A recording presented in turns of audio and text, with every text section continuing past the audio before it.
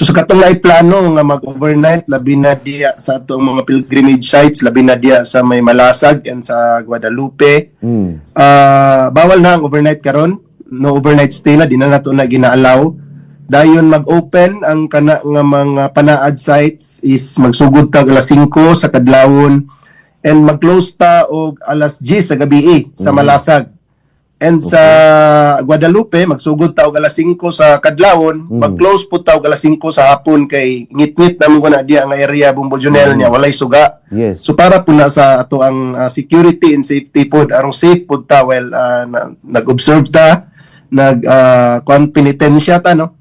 But ato agya pong priority ana ang atong security and safety labi na sa ato ang mga mga pilgrimage, mga pilgrims nga gana diya. So kana Bumbonjonel mga measures na ang atong ipatuman well ga-observe ta sa Holy Week and maupod na ang nakabutang sa executive order ni Mayor Clarex. So akong balikon sa may Malasag area magsugod tag abris alas 5 sa kadlawon, mag-close ta alas 10 sa gabi and no overnight stay.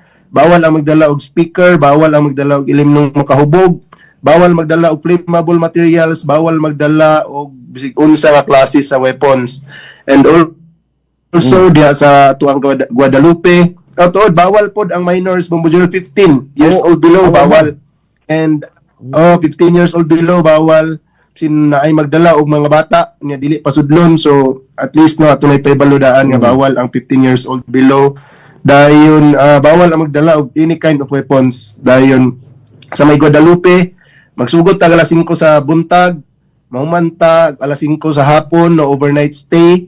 Dayon beyond ana dili na ta magpasulod kay ngit-ngit diya nga area and ta kabalo sa dagan sa tubig no kay bisin tuod og init sa ato diri wala gaulan ba ta kabalo unsay kay tabo dito sa bukid. So might as well nga kung namgan may plano mo anha ng mga lugar sa iyo na lang yun nato dayon ginahili discourage nato ng mga medyo na sa edad Bumbonjonel og naay gibati no dili lang sa pwede ra man ta sa ato ang mga simbahan dadto ta magampo istorya ta dadto sa Ginoo.